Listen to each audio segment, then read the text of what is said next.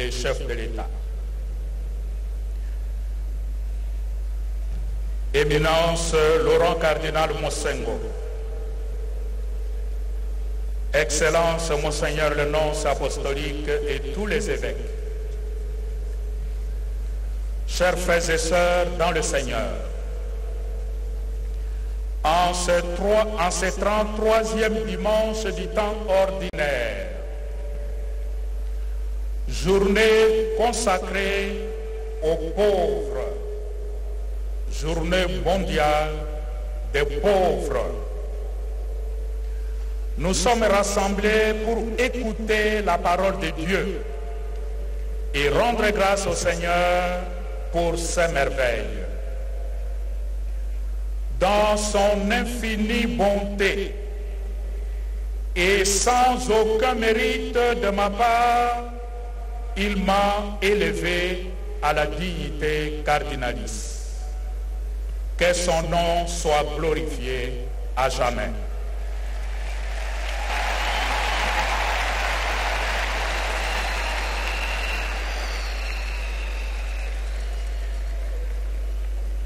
Je remercie de tout cœur le Saint-Père, le Pape François, pour cet honneur qu'il fait à ma personne, modeste personne, mais au-delà de ma personne, c'est à toute la nation congolaise. Je reste particulièrement reconnaissant envers le chef de l'État, ici présent, et qui était aussi présent lors du consistoire à Rome.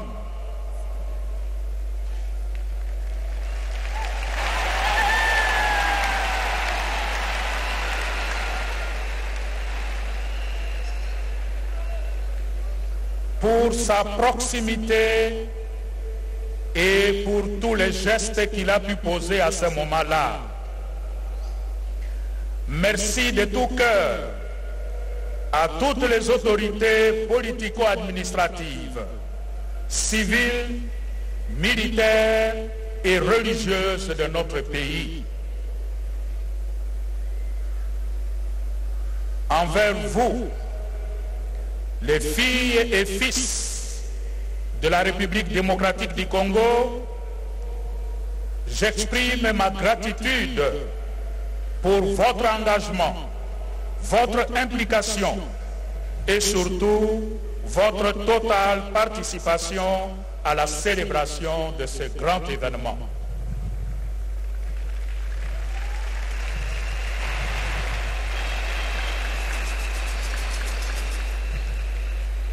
Un remerciement particulier à nos frères et sœurs venus de l'extérieur, notamment de la République du Congo, une forte délégation conduite par les évêques de la République du Congo pour manifester leur sollicitude, leur fraternité avec le peuple congolais de l'autre côté du fleuve.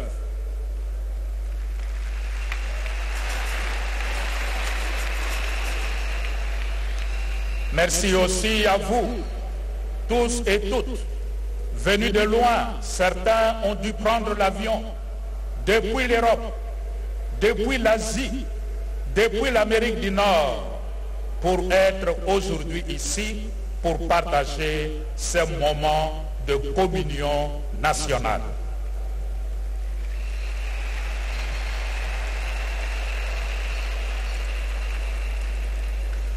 Chers frères et sœurs, le cardinalat est certes un honneur, mais le cardinalat est beaucoup plus une charge, une responsabilité et une mission lourde et délicate qui déborde le seul cadre de la République démocratique du Congo. Le cardinal étant le conseiller privilégié du Saint-Père pour le gouvernement de l'Église universelle. À ce titre, il est aussi le grand conseiller de la République pour son pays, pour son peuple.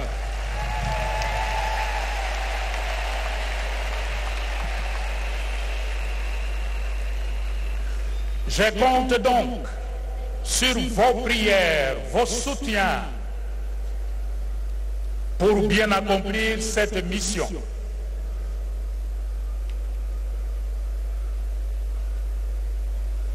D'ailleurs, la parole de Dieu que nous venons d'entendre nous éclaire sur quelques aspects de cette mission. Et au cœur de la parole de Dieu, il y a ce message central, fondamental,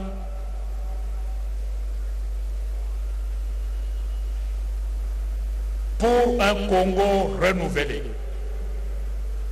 Si nous méditons les trois textes qu'on vient de nous lire, la synthèse peut se dire en peu de mots, nous devons aller de l'avant pour un Congo renouvelé.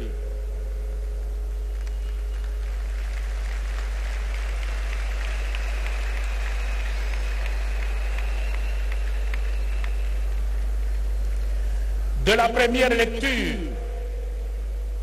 tirée du livre du prophète Malachie, nous recevons le premier enseignement que le Seigneur nous donne aujourd'hui. Nous y voyons l'engagement de Dieu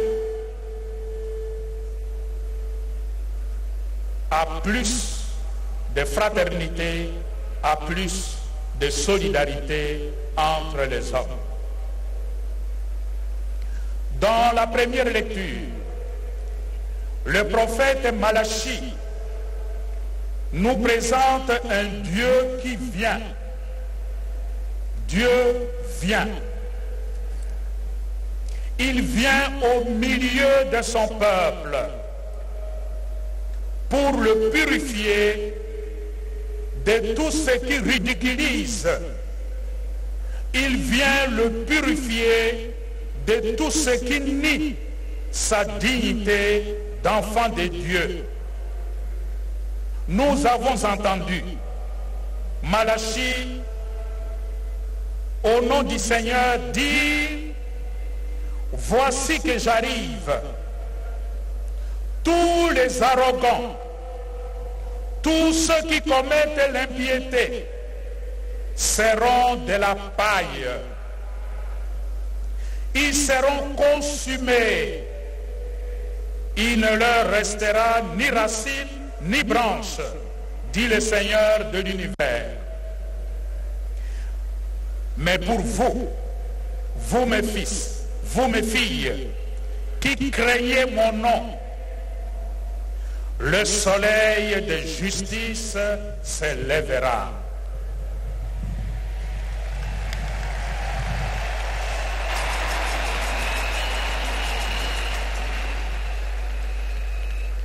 Malachie, chapitre 3, verset 19.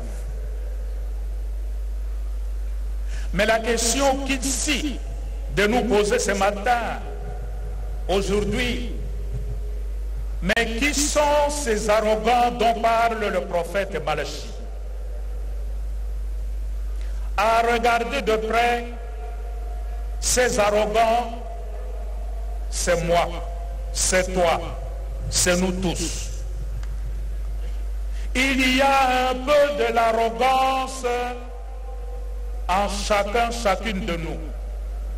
Et pour cela, il suffit de regarder dans son cœur. Au lieu de regarder les autres, pointer les autres, que nous identifions avec facilité comme des arrogants, en même temps, nous nous excusons de ne pas l'être. La remise en question devant la parole de Dieu. Ce que dit Malachie me concerne. Ce que dit Malachie te concerne. Ce que dit Malachie aujourd'hui nous concerne tous. Mais le prophète Malachie précise lui-même ce qu'il entend par les arrogants.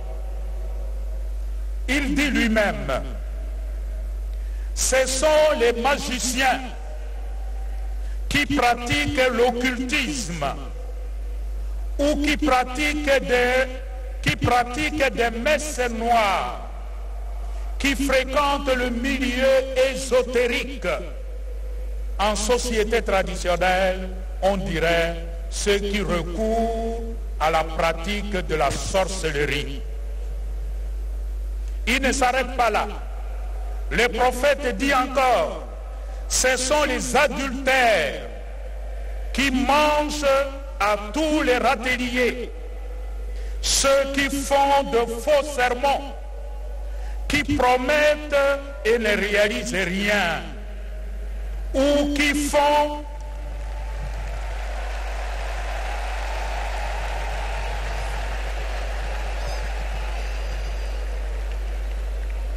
ou ceux qui font exactement le contraire de leurs promesses. Ce sont ceux qui oppriment le salarié, ceux qui excluent les nécessiteux représentés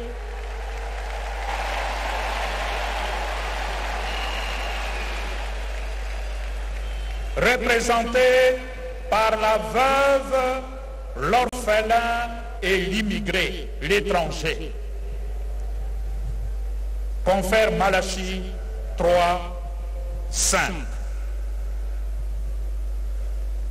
Les arrogants marchent sur le petit. Ils marchent sur les pauvres qui sont devenus les marchepieds. Ils exploitent le petit, les travailleurs, comme ils veulent.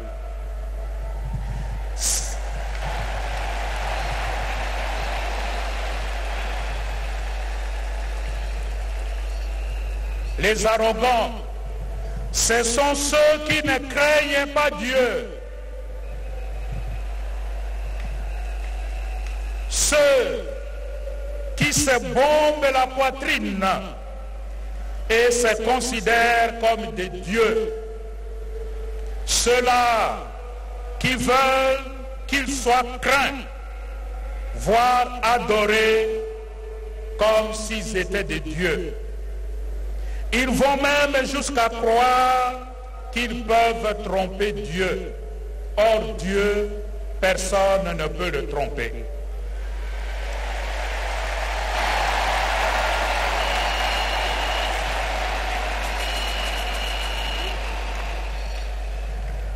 Les arrogants, d'après le prophète Michée, ce sont ceux qui détournent la dîme et le denier destiné à Dieu et aux pauvres et se disent bienheureux alors qu'ils mettent Dieu à l'épreuve.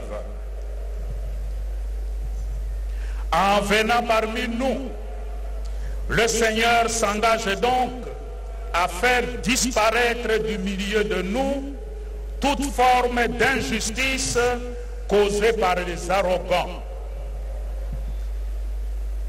Dieu se met du côté des pauvres, des exclus, des exploités. En d'autres termes, la venue de Dieu dans notre monde engendre la fraternité mise à mal par les arrogants. La venue de Dieu au milieu de notre monde sonne l'inauguration d'un temps nouveau, temps de convivialité, temps de fraternité, temps de concorde et de paix entre tous les enfants de Dieu. Eu égard à cela, Il y a donc lieu de nous interroger sérieusement sur notre manière de vivre la fraternité dans notre pays, celle voulue par Dieu. Là où nous avons été placés à côté de nos frères et nos sœurs, là où j'ai reçu une parcelle de responsabilité, comment j'exerce cette notion de fraternité comme le Seigneur le veut. Quel traitement réservons-nous les uns aux autres? Sommes-nous du côté des arrogants? Sommes-nous du côté des craignants Dieu? La qualité de notre fraternité en dépend. Premier enseignement. Deuxième enseignement. Nous le tirons de l'évangile que nous venons d'entendre.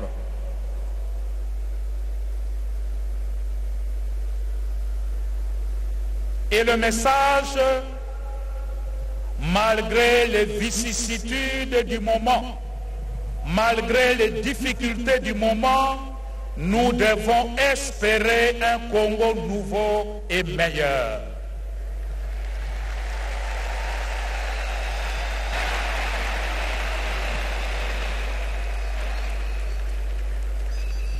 L'évangile d'aujourd'hui nous parle de la destruction du temple de Jérusalem. Lorsque Jésus lui-même dit à ses disciples, regardez ce monument immense, le temple de Jérusalem, qui faisait l'orgueil, l'honneur du peuple d'Israël. Dieu qui dit, ce temple que vous voyez, encore un peu, ce temple sera détruit. Et il ne restera plus que pierre sur pierre. Chers frères et sœurs, la fin du règne des arrogants est symbolisée dans l'Évangile par la destruction du temple. Ce que vous contemplez, dit Jésus, des jours viendront où il n'en restera pas pierre sur pierre, tout sera détruit. Luc 21, 6. En d'autres termes, tout ce que nous voyons aujourd'hui, ce n'est que du provisoire, comme nous l'a si bien enseigné Coëlette. Vanité de vanité, tout est vanité.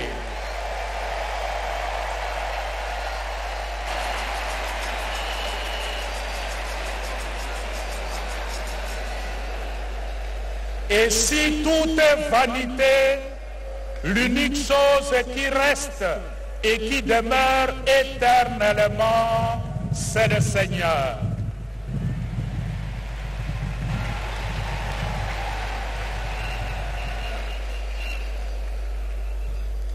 Le Christ, notre Seigneur, met ainsi en garde contre le culte extérieur qui n'est pas un culte qui sort du cœur.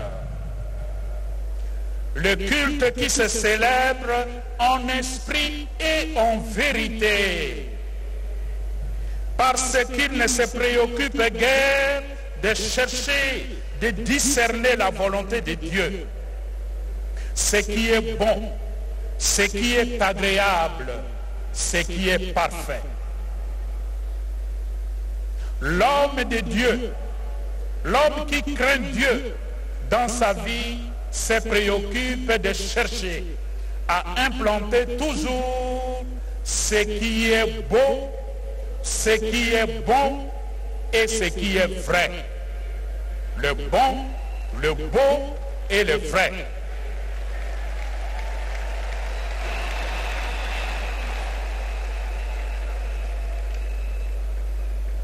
Romains 12, 2.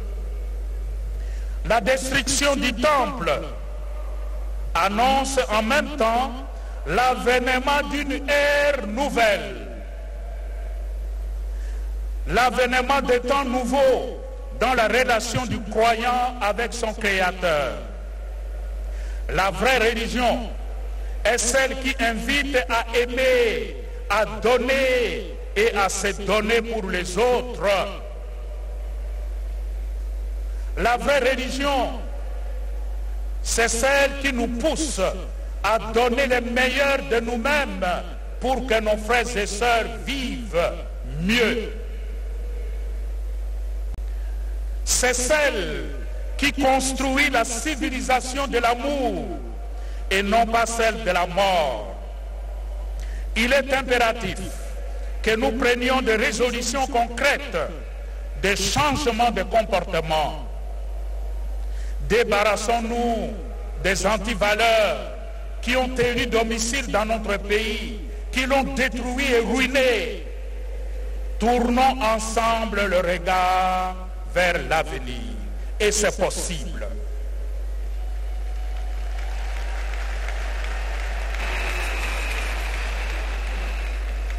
Pour cela, troisième enseignement, et c'est le dernier, la responsabilité. La responsabilité.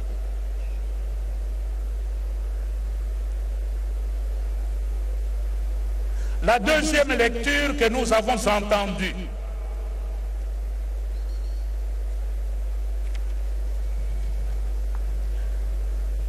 tirée de la deuxième lettre de Saint Paul aux Thessaloniciens, chapitre 3, versets 7 à 12,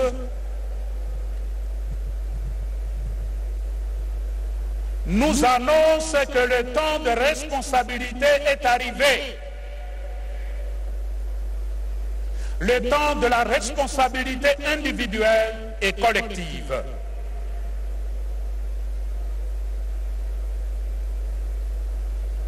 L'apôtre Paul interpelle vivement les Thessaloniciens qui sombraient dans la paresse, les Thessaloniciens qui brillaient par leur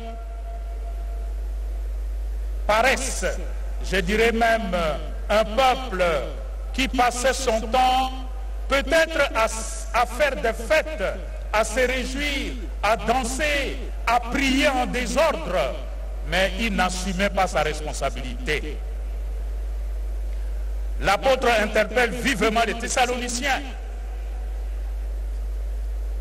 en leur disant, ce n'est pas en restant assis et les bras croisés qu'adviendra le monde nouveau. De la même manière, le Congo, notre pays, ne changera pas si nous ne nous mettons pas debout et à travailler ensemble.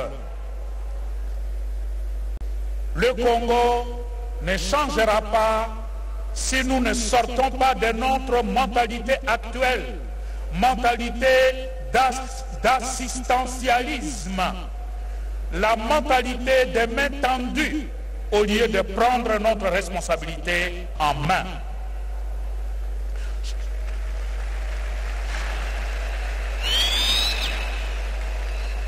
Chacun, chacune, en suivant l'exemple de Paul lui-même, doit travailler. Travailler de ses mains pour vivre et faire vivre dignement sa famille. Car travailler est une vocation. Le travail est une vocation parce que le Dieu qui nous a créés, il nous a créés par le travail. Et il nous a confié cette mission. En travaillant, l'homme accomplit sa dignité d'homme. Le travail est une mission, est une vocation dans sa double mission, je dois travailler d'abord pour subvenir à mes besoins et aux besoins de ma famille. Et quand bien même j'aurai tout ce qu'il faut pour vivre, pour moi et pour ma famille, je travaillerai encore parce que le travail humanise l'homme. L'homme devient de plus en plus homme par le travail et dans le travail.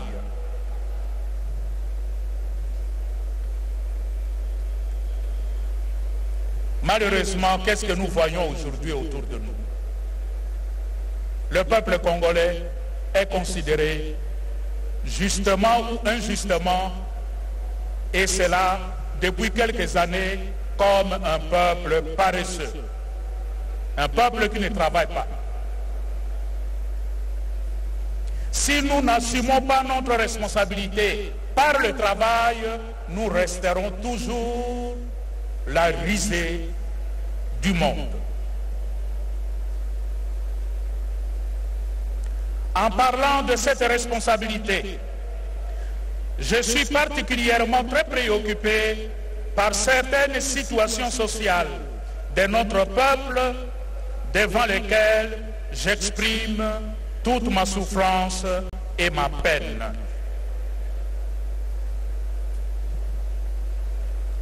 Premièrement, le projet de la gratuité de l'enseignement de base dans notre pays.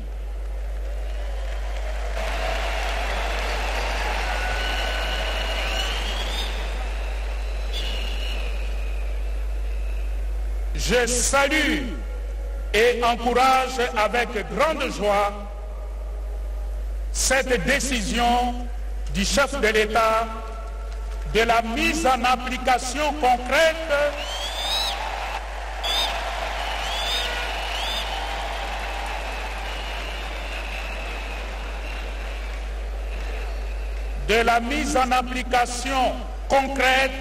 et complète de cette disposition constitutionnelle. C'est ce que l'Église catholique souhaitait et appelait de tous ses voeux depuis de très longues années. Cependant, pour ne pas compromettre ou hypothéquer cette noble décision, la gratuité de l'enseignement doit être encadrée par des mesures conséquentes.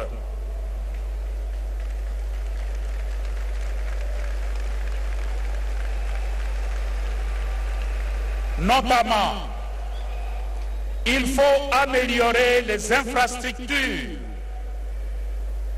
Il faut assurer un salaire juste aux enseignants, à tous les enseignants.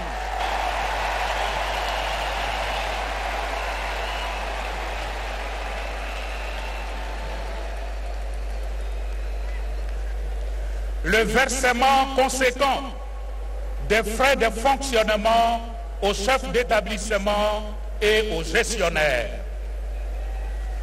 La mise en application effective des différents paliers de salaire, deuxième et troisième palier. Il faut, pour que la gratuité devienne une réalité, clarifier la situation des enseignants dits nouvelles unités et de non payés.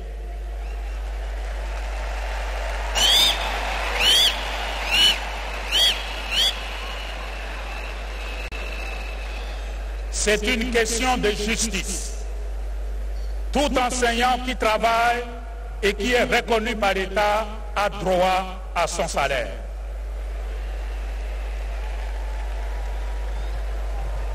Je souhaite de tout cœur que le gouvernement prenne rapidement l'initiative d'entrer en dialogue avec tous les professionnels de l'éducation pour que cessent immédiatement les grognes et les menaces des arrêts de cours, des grèves constatées ici et là. Nous ne voulons pas et nous ne souhaitons pas que la gratuité de l'enseignement produise l'effet pervers, qu'au nom de la gratuité, que notre système éducationnel soit détruit.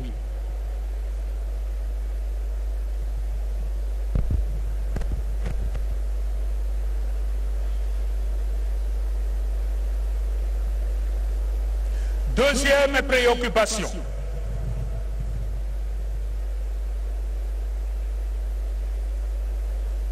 C'est la situation à l'est du pays et qui nous préoccupe énormément. L'épiscopat congolais et tous les évêques du Congo sont hautement préoccupés par la situation sanitaire à l'est, notamment à Beni, à Butembo, et ça et là dans l'Ituri et à Goma. Avec cette maladie à virus Ebola qui ne cesse de compter ses victimes,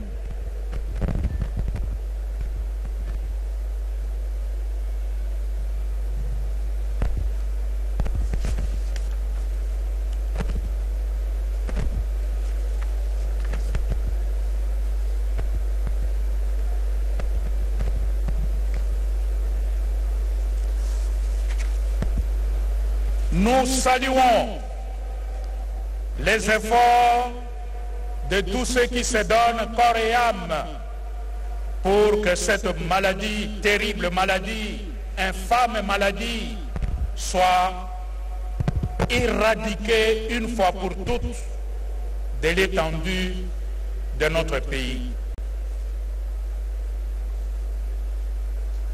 Je pense ici en particulier à un homme, un Congolais, un fils de ce pays, le professeur Mouyembe, pour tout ce qu'il est en train de faire à l'est du pays.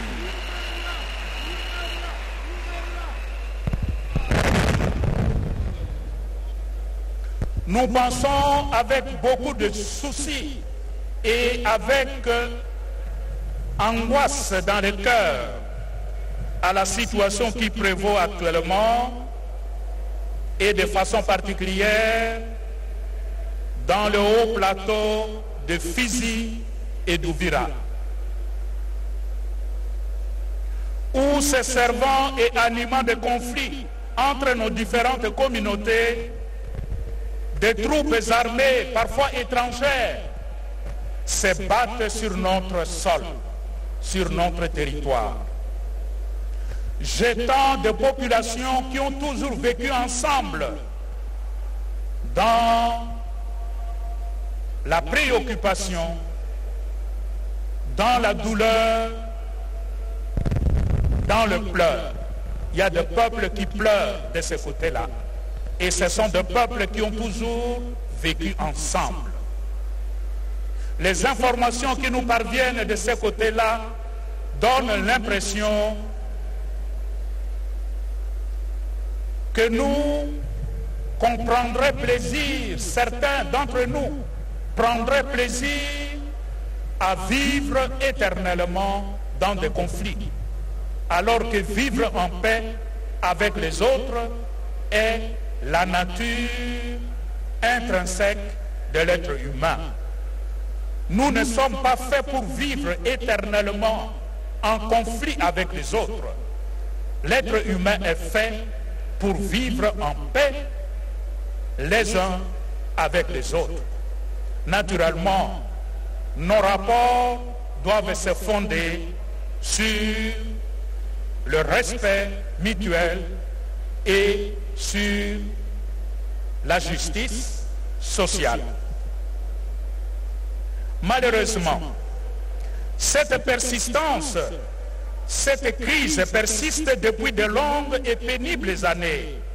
comme si c'était une situation voulue et volontairement organisée par une poignée de personnes qu'on qualifierait des arrogants. C'est la cause de profondes douleurs dans notre cœur de pasteur.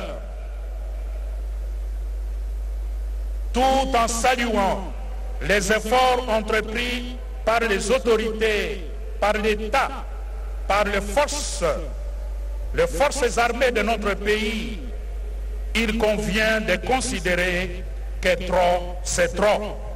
Cette situation dure depuis très longtemps et il ne nous manque pas d'intelligence nécessaire pour asseoir les uns et les autres pour qu'enfin une solution puisse se trouver et que nos populations, nos différentes communautés puissent enfin vivre en paix.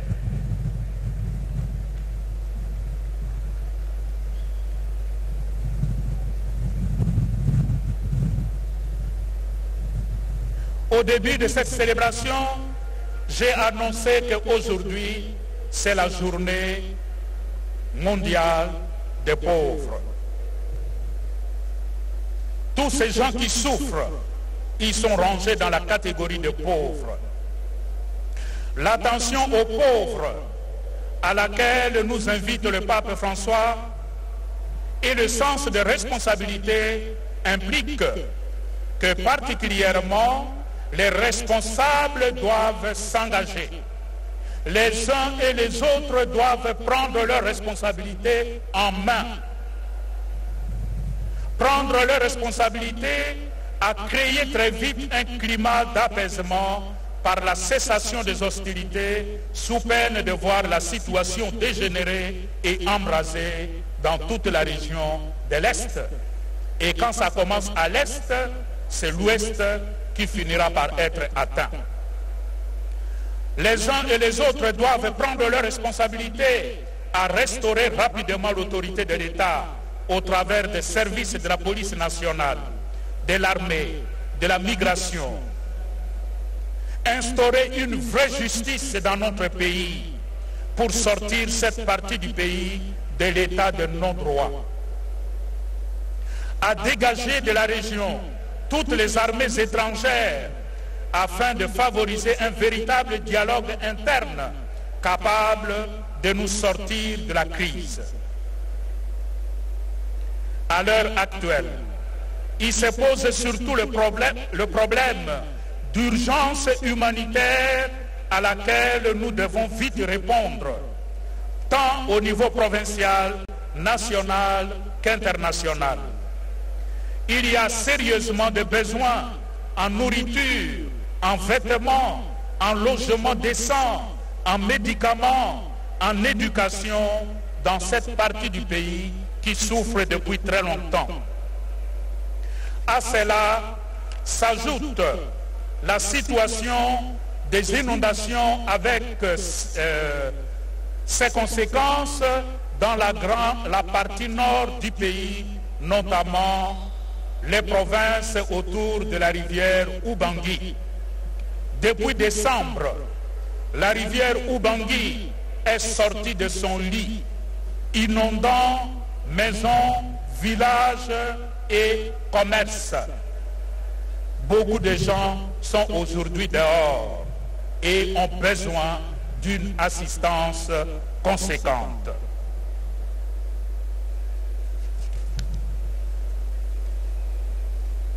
Chers frères et sœurs, lors de la soirée qui nous a réunis à Rome,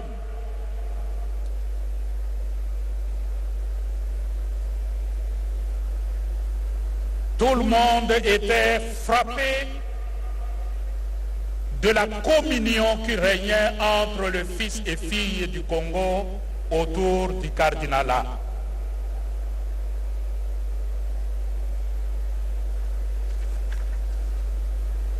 Dans le mot que j'ai prononcé ce soir-là, j'avais dit que nous avons à revenir sur cette notion de communion et de cohésion nationale lorsque nous serons de retour dans notre pays.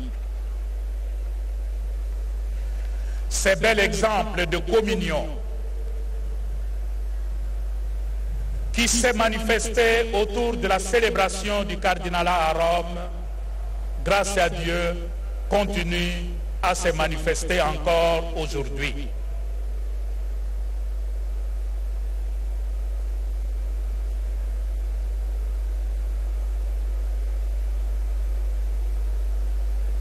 Il n'est pas normal, dans ces contextes de communion, de sursaut de nationalisme, qu'il y ait encore certains de nos frères, de nos sœurs, qui passent leur temps à se quereller autour de futilités.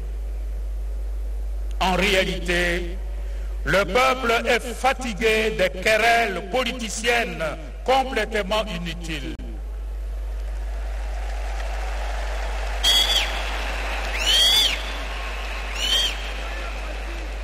Le temps des querelles est révolu. Il y a de nouveaux responsables qui sont en charge. Et quand vous êtes en charge, ne passez pas votre temps à vous quereller inutilement autour de futilités.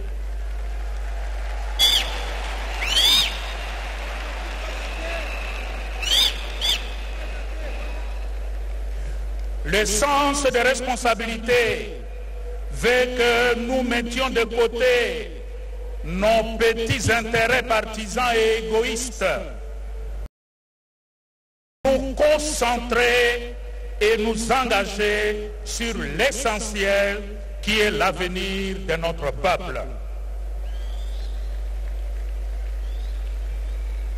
Nous devons chercher comment créer ensemble les conditions d'un nouvel avenir rassurant pour notre peuple qui n'a que trop souffert. Au-delà de nos divergences légitimes, nous réussirons ces paris si nous nous mettons ensemble autour des valeurs fondamentales qui fondent une vraie nation. La justice et la paix, la fraternité sans frontières et la communion, l'entente et la concorde, l'honnêteté et la vérité, surtout l'attention aux pauvres et aux plus petits. J'en suis persuadé, frères et sœurs, l'unité de tous autour d'un même objectif, à savoir l'amélioration des conditions de vie de tout le peuple congolais, est l'unique gage de notre bonheur collectif. Et le Seigneur veut ainsi.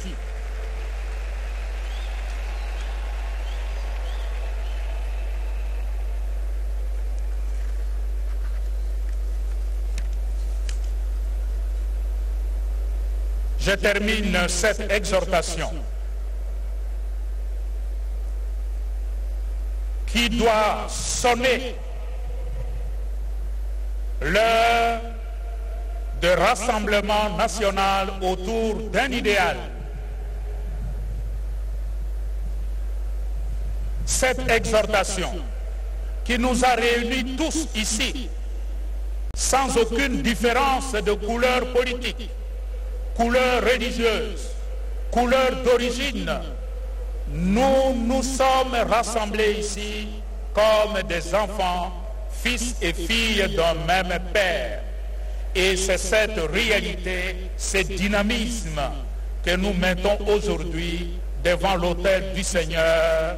Nous offrons au Seigneur pour qu'il l'accueille comme une offrande de bonne odeur.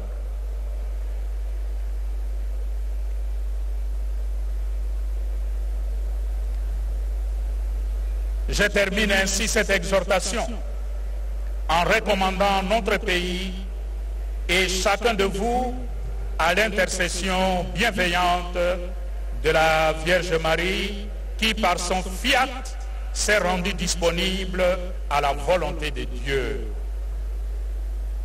Amen.